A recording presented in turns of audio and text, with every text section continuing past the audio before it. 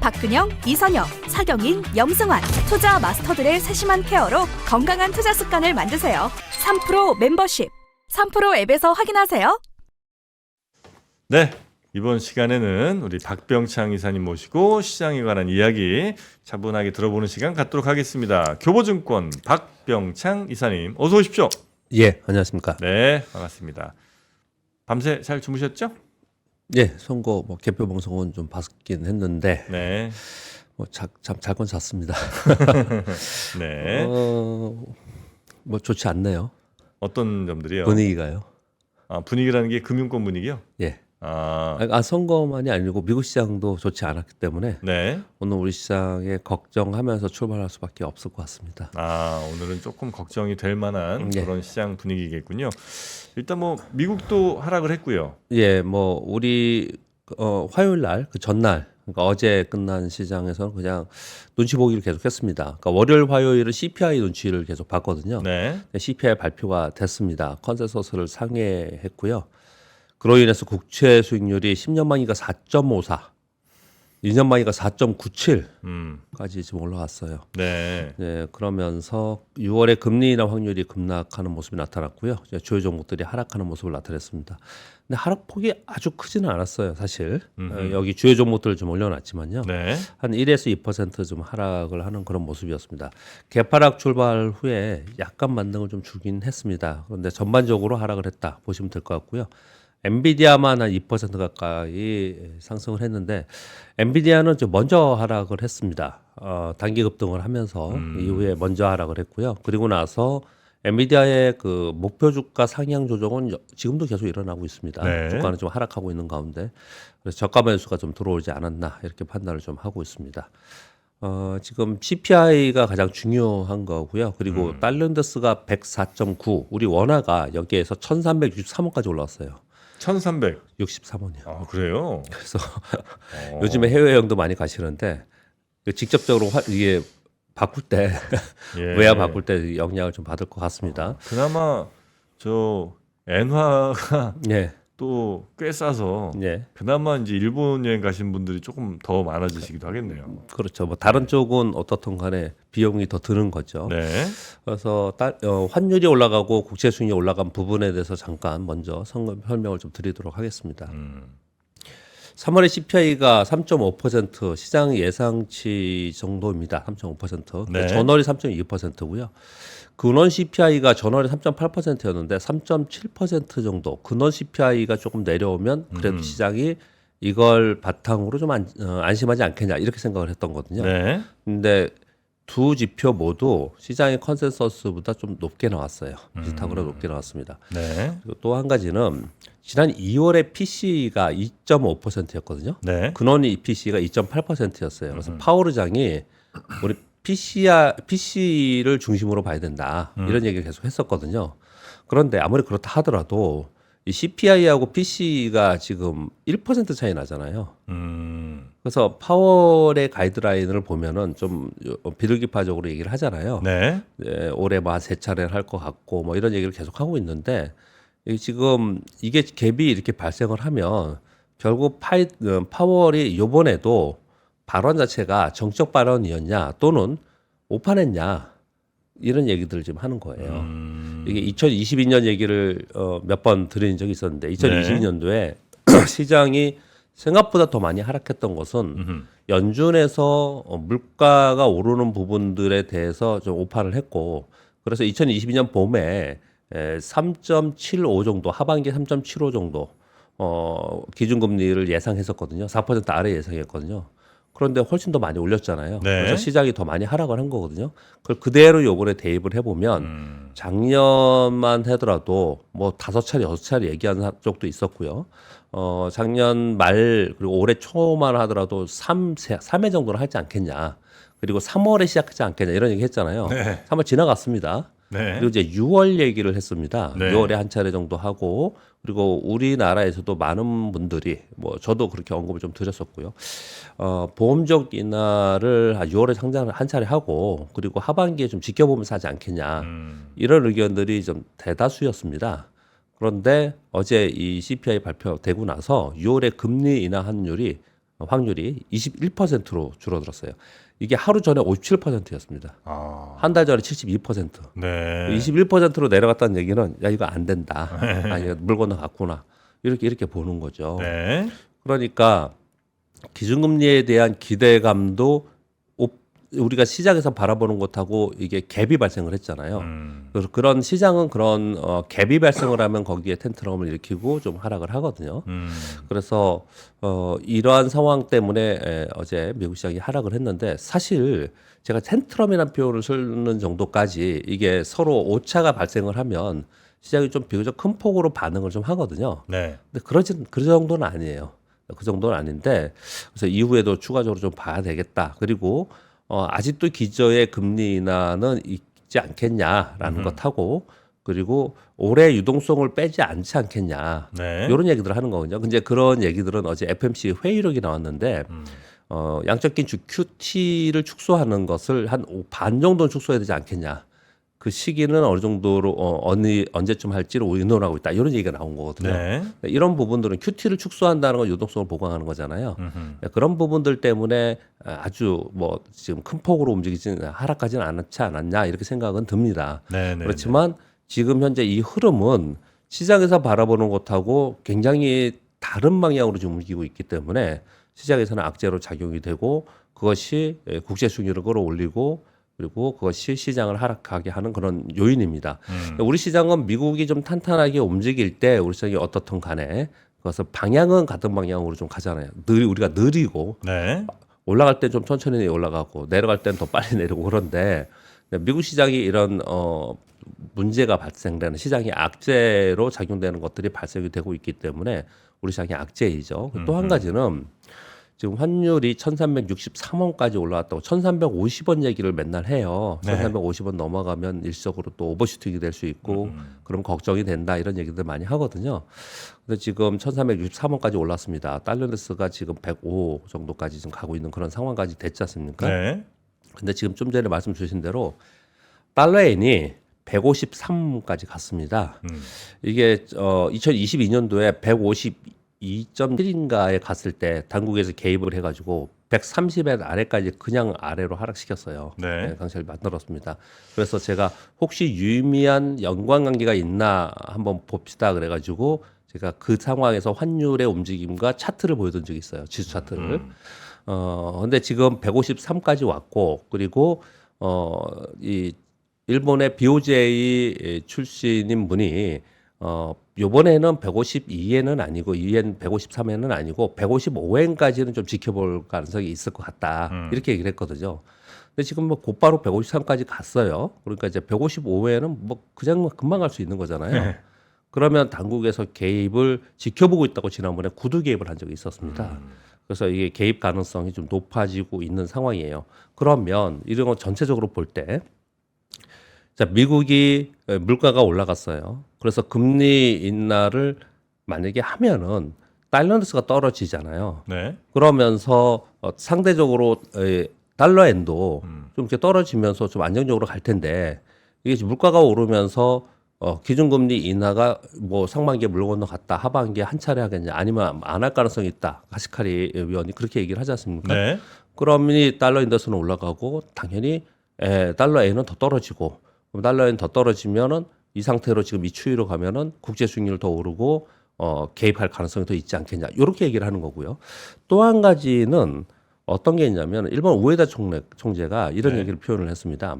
채권 매입을 하고 있잖아요. 지난번에 마이너스 금리에서 금리 인상을 하면서 제로 금리로 올렸지 않습니까? 네. 근데 시장은 큰 영향이 없었습니다. 금리 인상을 정말 몇 년 만에 한 거였잖아요.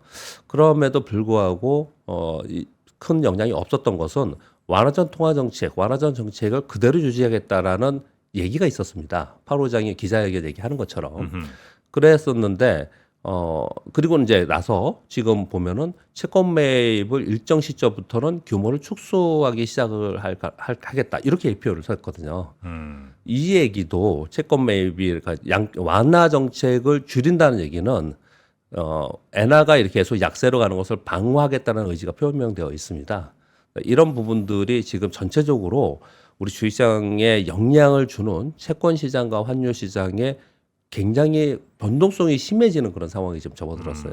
그러니까 이 자체가 지금 전반적으로 시장에는 네. 악재로 작용을 하고 있는 것입니다. 근데 한 달 사이에 지금 제가 환율 한번 살펴보고 있는데 네. 1314원에서 1365원까지 50원이나 오른 거 아니에요? 예, 그렇죠. 물론 이제 오른 그 1365원이란 금액 자체 절대치도 높은 거지만 속도도 굉장히 좀 빠른 것 같은데 굉장히 빠르죠. 이거 왜 저 개입을 우리 하고 있겠죠. 하고 있는데 이렇게 올라간 하고 거예요? 있는데 지금 이제 워낙에 외부 변수가 이제 크게 변하기 때문에 그렇게 되고 있는 거겠죠. 네. 그러니까 이런 거죠. 지금 이제 잘 짚어주셨는데 네.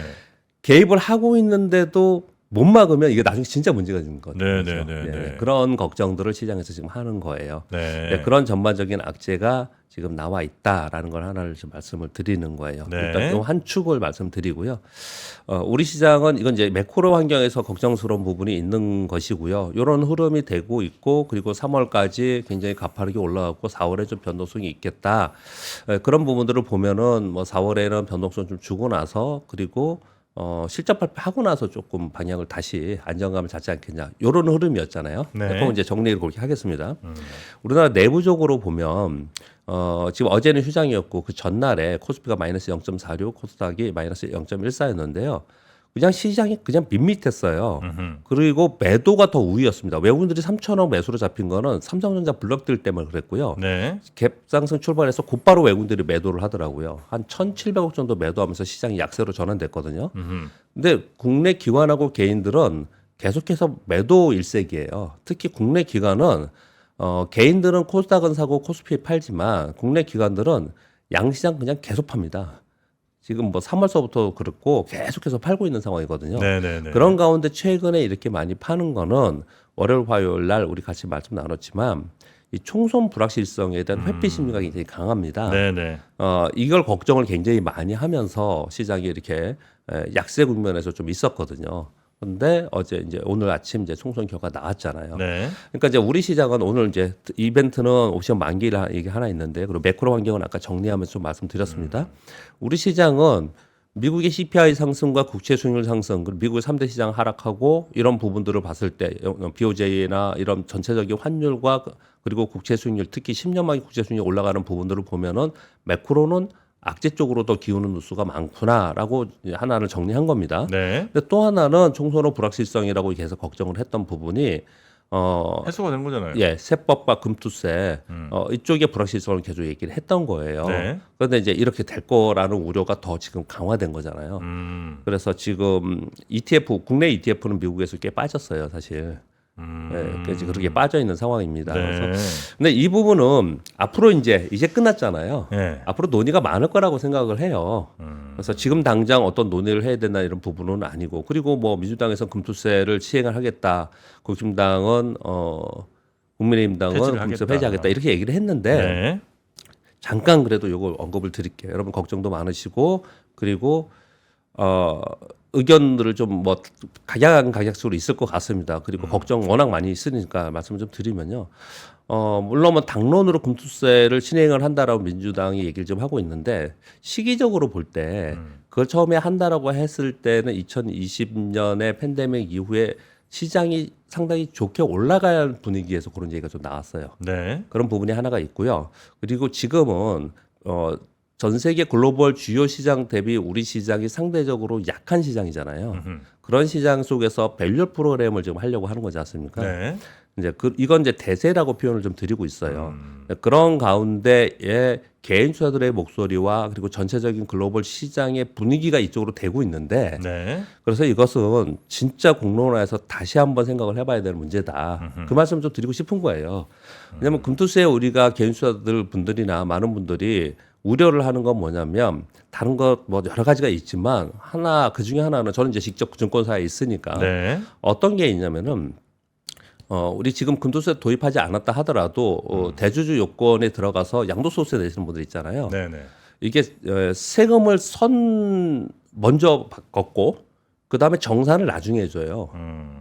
그러면 이제 어떤 일이 벌어지냐면은 뭐 여러분 다 아시겠지만은 뭐 상반기에 이익을 내는 어떤 것들이 있어요. 그래서 세금을 내요.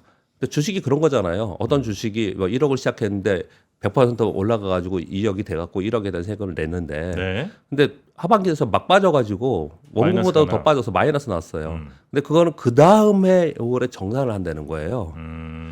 이거 불합리하잖아요. 그러니까 그렇죠. 저 결론 너무 깊게 들어가지 않겠습니다. 네. 이 부분은 세법이나 금투세, 특히 금투세 부분은 이런 제도도 제도지만은 이걸 시행함에 있어서의 조금 전에 말씀드린 그런 부분들 있잖아요. 이런 것들이 손질이 되고 나서 해야 된다라는 전 개인적인 생각을 좀 갖습니다. 네. 그래서 그런 부분에 대해서 면밀하게 공론의 장도 있어야 되지만 우리 그 뭐라 그러죠? 이 시스템이 되어야 된다. 이런 부분들 좀 생각이 들어요. 그래서 이번에 이제 끝났잖아요. 지금 4월이지 않습니까? 네. 그래서 그 앞으로 남은 시간 동안 꽤 많은 이 부분에 대해서 얘기가 있어야 된다라는 의견을 좀 드려봅니다. 이 부분 지금 제일 걱정을 하는 거잖아요. 네, 네. 그리고 아마도 오늘 시장에 영향을 줄 것 같습니다. 그래서 짧게 말씀을 좀 드렸습니다. 네. 이런 것 많이 들으셔서 아시잖아요. 뭐 의견도 있으실 거고 네. 예, 지금 뭐 그런 얘기가 좀 많이 있는 네. 상태입니다. 네, 우리 자, 시청자분들도 뭐 생각들이 다 또 있으실 테니까요. 네. 근데 이것도 불확실성이잖아요. 미국 매크로 불확실성이 생겼잖아요. 네. 그런 가운데 이제 달러가 강세되고 원화가 여기에서 1,563원까지 왔습니다. 잠깐만요. 맞죠? 네. 그럼 제가 지금 틀리게 하면 안 되니까 1,363원. 얘기하다 보니까 1,363원이요. 1360원대까지 갔고요. 네, 1,363원. 요즘 오탐 죄송합니다. 투자 심리는 악화될 수밖에 없는 상황으로 오늘 아침 시작을 합니다. 그럼 우리는 어떤 걸 봐야 되느냐? 첫 번째는 일어난 일들은 일어났어요. 그러면 시장의 참여자들의 심리나 실제 투자의 수급이 시장에 어떻게 투영되느냐가 우리가 봐야 되는 거잖아요. 항상. 악재가 나왔는데 별 반응이 없어. 그러면 뭐 다른 탄탄하게 있는 거고 네. 한 개 기업도 주가를 볼 때 그렇게 판단을 하거든요. 그러니까 우리 시장을 볼 때 환율도 지금 올라가 있는 상태에서 매크로 악재 있고 뭐 이런 상황인데 우리 시장을 지금 떠받치고 있고 어떤 방어했던 건 외국인들이지 않습니까?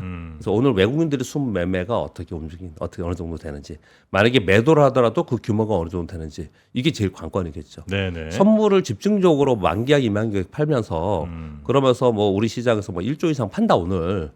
야, 그러면 정말 걱정스러운 그런 분위기가 되겠죠.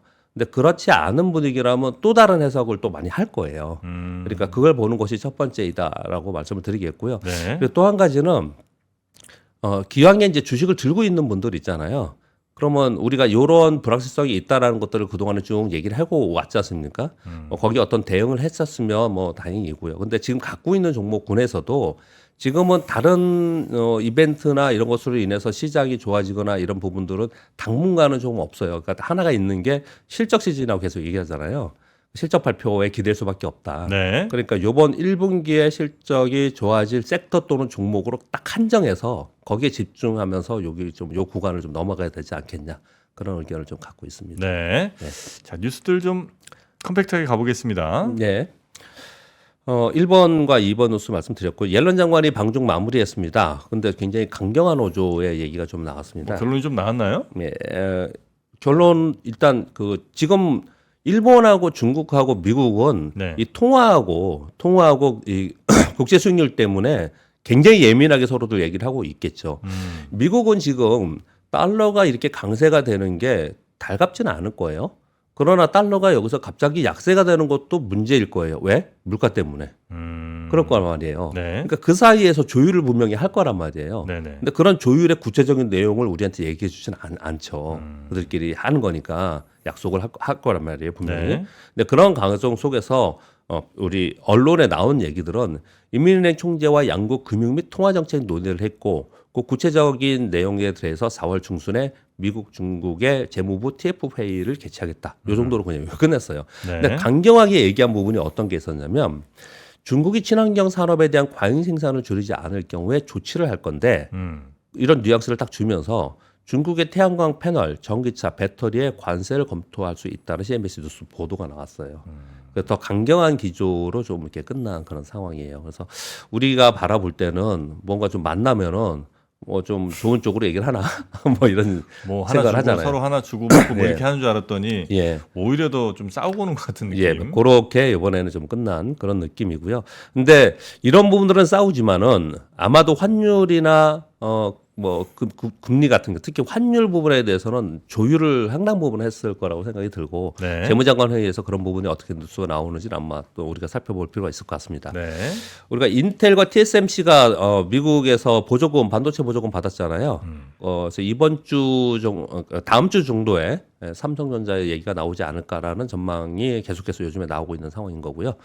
그리고 미국이 2022년 10월에 첨단 반도체 대중국 장비 수출 금지가 발표가 됐어요. 네. 그리고 나서 일본이나 네덜란드 이런 데는 우리는 거기에 동참하겠다 하고 우리는 조금 눈치를 보면서 유예기간을 달라고 해서 미국 유예기간 준 상태거든요. 그런데 그 기간 동안 봤더니 한국의 수출은 대중국 수출이 20%가 감소됐고 네. 미국은 3% 감소되고 일본은 4% 늘고 네덜란드는 150% 늘었다는 거예요. 이거 왜 이러냐? 일단 기본적으로 중국이 자금률을 높이면서 한국 장비 의존도를 줄인 부분이 좀 있어요. 이거는 우리가 흔히 생각할 수 있는 거잖아요. 근데 이렇게 수치가 나온 거는 결론적으로는 야 이게 기술력 있는 핵심 장비들 있잖아요. 핵심 그러니까 부품들. 첨단을 이제 수입을 하고 그건 수입하고 웬만한 것들은 자기네들이 자기는 만들 수 했다. 있다. 이렇게 됐다는 거예요. 그러네요. 네. 이 얘기는 그냥 한마디로 우리 결론 누구든지 내릴 수 있는 거예요. 결국은 첨단 기술력이다. 라는 것들이 나오는 거죠. 뭐 이런 그리고 얘기들 좀 우리 하고. 반도체 기술에 꽤 많이 따라왔다는 것도 예. 대략적으로 점검할 수 있겠네요. 예, 그래서 상당히 이 부분도 걱정스러운 부분인 거죠. 네. 왜냐하면 미국이 지금 자체적으로 미국의 반도체 기술력을 높이려고 하고 있고 그리고 일본에 지원을 하고 있고 이런 부분들이 있기 때문에 걱정스러운 부분이 좀 있다. 이렇게 좀 뉴스를 해석할 수 있을 것 같고요. 그리고 테슬라가 자율주행 칩 생산을 직접 한다. 이렇게 계속 그동안에 얘기를 했었는데요. 네. 이번에 맞춤형 칩 개발의 타당성에 대한 그 개발자, 이제 개발자 중에 한 명이 존 카맥이라는 사람이 있다고 합니다. 저도 그 구체적인 아주 자세한 내용까지는 모르고요. 그런 이제 기사를 본 건데요. 요 사람이 일론 머스크한테 질문을 했다는 거예요. 이거 자체 개발할 거냐라고 질문을 했더니 대답이 이거 트윗에 나온 겁니다. 그대로 일론 머스크의 대답인 겁니다. 칩 생산할 수는 있지만 할 수 있는 기술이 있다 이렇게 생각하는 것 같아요. 근데 꼭 그럴 필요는 없길 바란다 이렇게 얘기했다는 거예요. 꼭 그럴 필요는 없기를 바란다. 네. 왜 이런 대답을 했을까라는 이제 설명은 어떤 거냐면 아니 기술이 있다 하더라도 이거 반도체 생산 시설 만들어야죠. 그리고 기술력 수율을 올려야죠. 네. 뭐 그러다 보면은 비용과 시간이 엄청나게 들 거 아니에요. 그럴 바에는 외주 생산이 더 유리한 것으로 판단한 게 아니냐라고 해석을 하는 것 같아요. 그럴 필요가 있는 상황이라고 한다면 네. 뭐 경쟁업체라든지 뭐 이런 데서 자기네들한테 물건을 제대로 공급해주지 않거나 예. 하여튼 뭐 뭔가 꼭 그래야만 되는 상황이 있지 않기를 바란다는 건 거죠. 그러니까 웬만하면 그냥 물건 잘 수급되고 웬만큼 예. 물건 잘 뽑아주면 우리가 예. 굳이 만들지 않겠다. 우리가 굳이 만들지 않고 그냥 외주에서 하는 게 더 좋지 않겠냐 네네네. 이렇게 얘기를 한 거예요. 이 얘기를 그렇게 해석을 하더라고요. 음. 근데 왜 이 뉴스를 우리 쪽에서 이렇게 관심 있게 갔냐면요. 지금 이거는 저기 파운드리는 삼성이나 TSMC에 줄 거 아니에요. 둘 중에 하나겠죠. 예. 근데 이제 테슬라의 기존에 있었던 3세대 칩이 있잖아요. 네. 이거 삼성 파운드리에서 생산을 하고 있었어요. 아 그렇습니까? 예, 그래서 삼성전자에 대한 요 기대를 좀 바라보면서 향후 어떻게 될지 요 뉴스 불러보고 실제로 어떻게 되는지를 한번 살펴봐야 되지 않겠냐 이런 얘기들이 나오고 있는 겁니다. 만약에 혹시 삼성을 염두에 둔 얘기라면 네. 삼성의 아주 바람직하지 않은 뉴스 혹은 뭐 그 멘트가 될 수 있다고 봅니다. 왜냐하면 예. 만약에 삼성이 이익 규모를 좀 이렇게 늘리게 되면 예. 테슬라는 그 상황을 자기네들이 꼭 생산해야 되는 그 상황으로 인식할 수 있는 거 아니에요? 그러니까 이렇게 장기적으로 그렇죠. 중장기적으로. 그렇죠. 예. 그러니까 삼성이 마진율을 많이 늘리기 어려운 약간의 압박 정도로 혹시 이 네. 멘트를 날린 건 아닌가 하는 그런 생각까지 한번 또 해봤습니다. 예, 알겠습니다. 그리고 그 JP 모건 회장이 제가 뒷얘기 다른 얘기 굉장히 많았는데 그거 다 빼고 요것만 먼저 그냥 가져왔는데요. 네. JP 모건의 회장이 요번에 미국 경제에 대해서 굉장히 부정적인 얘기들을 많이 내놨습니다. 제이미 다이먼 네네네. 회장께서 그래서 아무튼 미국 경제에 대해서 굉장히 불안해하고 부정적인 의견을 갖고 계시다. 그렇게만 얘기를 하고 그거 내용이나 뭐 나중에 기회 되면 말씀을 좀 드리겠고요.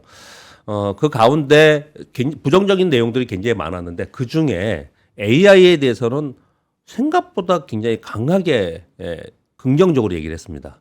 그래서 어떻게 표현을 했냐면 연례 주주서원에서 산업을 얼마나 크게 얼마나 빨리 바꿀지가 알 수 없다. 네. 인쇄술이나 증기기관, 전기, 컴퓨터 등 과거 수백 년간 이뤄온 주요 기술의 발명만큼이나 혁신적으로 놀라울 것이라고 확신한다.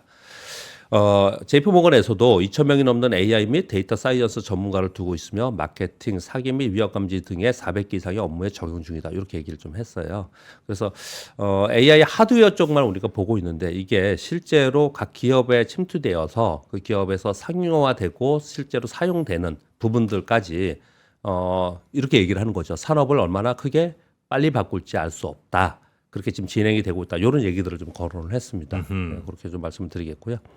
그리고 8번, 9번 뉴스는 그냥 직접적인 주식시장의 뉴스인데요. 8번 뉴스는 4월 9일 기준으로 신고가, 신저가 종목, 52주 신고가, 신저가 종목, 이렇게 주요 종목, 이 얘기도 많아요. 그리고 신고가 내고 조정 보이는 것도 있습니다. 그러니까 사실 이 종목만이 아니고 오히려 신고가 위에 더 센 종목이 많은데 이날 기준으로 신고가 나는 종목하고 신저가 나는 종목을 몇몇을 한번 봤어요. 네. 이게 봤더니 일단 거래소 코스닥의 신고가 종목들을 봤더니 대한전선, SKC, 유니드, LS 일렉트릭, LCD, 현대일렉트릭, 그리고 HLB 테라퓨틱스, 유진테크 이런 것들이에요. 테라퓨틱스도 들어가요? 예, 여기 보시면 네. 보면 뭐냐면요, 반도체하고 그리고 전력기기하고 그리고 뭐 저기 유리기판 반도체 뭐 이런 얘기도 하는 거, 전선 이런 쪽에 다 들어가 있는 거고요. 네. 요 최근에 이슈가 되고 있는 들어가는 거. 52주 신저가를 보면 엔소프트, 영업무역, 롯데정밀화학, 후성, 이마트, 네오위즈, 인선이엔트, 메이톡스, 젠백스예요. 그래서 사실 제가 굳이 이건 구체적인 설명을 안 드려도 지금 시장의 흐름이 어떤 느낌인지를 좀 알 수 있는 대목인 것 같아서 제가 일부러 적어왔어요. 이게 만약에 내가 이 지금 신저가 나는 쪽에 관심을 갖고 있거나 이쪽을 사려고 하거나 또는 이쪽을 주식을 갖고 있는 사람들은 상당히 힘든 시장입니다, 지금. 네네네. 상당히 힘든 시장이고 시장 분위기가 확연하게 차별화되고 있다라는 것들 좀 볼 수 있었고요. 그리고 9번째 마지막 뉴스는요.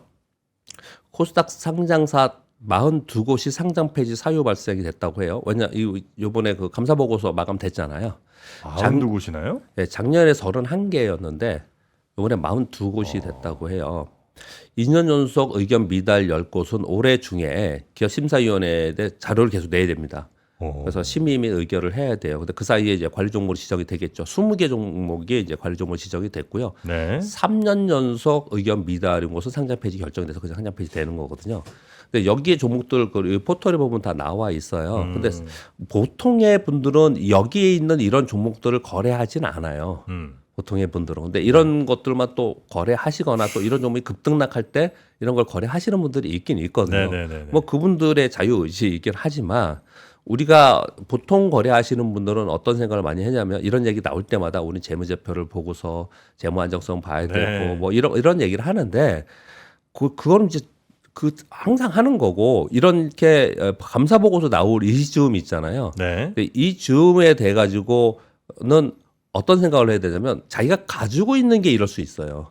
이렇게 될 수 있거든요. 그래서 자기가 가지고 있는 종목이 이런 상황이 됐을 때 제가 이제 이건 실전에서 말씀드리는 거예요. 아, 요번에 여기서 잘 넘어가면은 급등하지 않을까? 그동안에 계속 떨어져 가지고 그런데 요번에 요거 넘기면 네. 또 요번에 뭐 예를 들어서 2년 연속 의견 미달인데 뭐 심의에서 잘 되면 내년에 잘 되지 않 이러면서 그런 걸 거래하시는 거나 아니면 갖고 계신 분들이 있거든요. 버티는 분들 있죠. 예, 예. 요거는 버티는 분이 있다고 그러시더라고요. 그런데 어떻게 생각하세요? 그러면 안 되겠죠. 저는 이제 약간 좀 현명해진 것 같습니다. 예, 예. 만약에 들고 계신데 이거 계속 들고 있으면 혹시 뭐 좋은 일 생기지 않을까? 예. 나중에 그 통과되고 나서 그때 다시 사셔도 안 늦다. 저는 이제 그렇게 생각합니다. 그렇죠. 예. 저는 예전에 이제 이런 거 들고 있던 사람이거든요. 그러니까 제가 그래서 대부른 거예요. 예. 네, 이제는 그렇게 하지 말고 조금 그 얼마 더 먹으려고 그 리스크를 감당합니까? 리스크 감당하는 것조차도 그것도 비용입니다, 여러분. 맞습니다. 예, 리스크 감당하는 거에 대해서 너무 그냥 내가 맘만 꾹 참으면 되지 뭐 이렇게 생각하시는 분들이 있는데 절대 그렇지가 않고 그 리스크 감당하는 그 과정, 시간 이 모든 것들이 다 비용이라는 거. 그래서 그 비용을 환산해 보면 결코 그게 이익이 아니라는 거 여러분 그거 놓치시면 안 됩니다. 네. 네, 오늘 여기까지 할 건데요. 뭐 매크로 환경도 그렇고 뭐 총선에 대해서 아니 총선 결과에 대해서 당장 뭐가 바뀌는 건 분명히 아니지만 네. 시장의 참여자들이 여의도에 그리고 주식 참여자들이 이 세제 정책이나 금투세 관련해서 굉장히 예민하게 우려를 하고 있었던 상황이었습니다. 네네네. 그래서 오늘 아침에 그런 것들이 반영이 분명히 될 텐데 이미 뭐 닥친 일이지 않습니까? 네. 그래서 어느 정도로 반영이 되는지를 오늘은 좀 지켜보는 게 관건이다. 그 정도 말씀드리겠습니다. 알겠습니다. 자, 오늘도 우리 시장에 대한 이야기 정리해 주신 우리 교보증권 박병창 이사님 고생 많으셨고요. 네. 내일 아침 뵙겠습니다. 감사합니다. 고맙습니다.